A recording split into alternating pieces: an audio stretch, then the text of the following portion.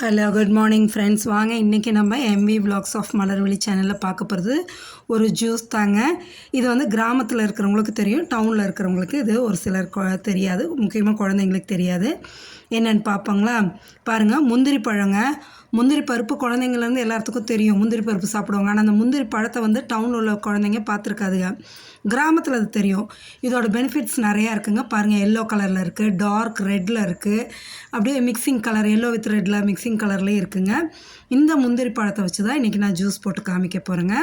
நல்லா கழுவி எடுத்துக்கலாங்க. இந்த முந்திரி பழம் வந்து என் ஃப்ரெண்டு ஒருத்தவங்க கொடுத்தாங்க, அதை வச்சு தான் இப்போ நான் செய்கிறேங்க.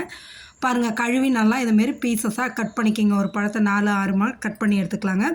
இதுக்கு வந்து ஒரு துண்டு இஞ்சி நல்லா தோல் சீவி நறுக்கி எடுத்துக்குங்க. இந்த பழத்தை வந்து இப்போ நம்ம மிக்ஸி ஜாரில் போட்டு அரைக்கணுங்க. இந்த முந்திரி பழம், இஞ்சி எல்லாம் போட்டு அதோட ஒரு அரை எலுமிச்சம்பழத்தை புழிஞ்சு விட்டுடுங்க. புழிஞ்சு விட்டு அதை மிக்ஸி ஜாரில் நல்லா அரைச்சி எடுத்துருங்க. இந்த பழத்தை வந்து என்ன பண்ணுவாங்கன்னா, இப்படியே நறுக்கி அதில் லைட்டாக உப்பு போட்டுட்டு மேலே சால்ட்டை போட்டுவிட்டு ஒரு 5 மினிட்ஸ் வச்சு எடுத்து சாப்பிடுவாங்க. ஏன்னா அது பழமாக சாப்பிடும்போது தொண்டையில் ஒரு மாதிரி கரகரப்பாக இருக்கும், அதுக்காக அந்தமாரி சாப்பிடுவாங்க. இப்போ இந்த பழத்துக்கு ஜூஸ்க்கு வந்து நான் ஒரு 5 ஸ்பூன்னு சர்க்கரை போட்டிருக்கேங்க. ஒயிட் சுகர் தான் போட்டிருக்கேன். இப்போ நல்லா அரைச்சாச்சுங்க. தண்ணியெல்லாம் ஊற்ற வேண்டாம், அதில் உள்ள தண்ணியே போதும். ஏன்னா முந்திரி பழம் வந்து நிறைய தண்ணி இருக்கும்.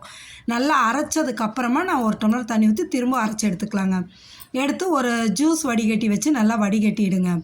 வடிகட்டிட்டு நல்லா ஸ்பூன் வச்சு நல்லா மசிச்சு எடுத்தீங்கன்னு வைங்களேன், அந்த நார் மட்டும் நிற்கும். இது வந்து ஹை ஃபைபருங்க, நார் சத்து அதிகமாக உள்ளதுங்க. அதே சமயம் வந்து அது சாப்பிடும்போது கரகரப்பாக இருக்கும், அதுக்காக தான் அந்த உப்பு போட்டு சாப்பிட்றதுங்க. பாருங்கள், இப்போ நம்ம ஜூஸை வடித்தாச்சுங்க.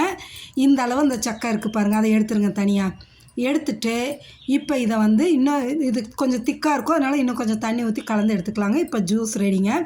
இந்த முந்திரி பழத்தில் பார்த்திங்கன்னா ஹை ஃபைபர் இருக்குங்க, விட்டமின் சி இருக்குது, பொட்டாசியம் இருக்குது, மேங்கனீஸ் இருக்குது, அயர்ன் இருக்குது. இது எல்லாமே ரொம்ப உடம்புக்கு நல்லதுங்க. நீங்களும் செஞ்சு குடிச்சு பார்த்துட்டு எப்படி இருக்குன்னு சொல்லுங்கள். தேங்க்யூ.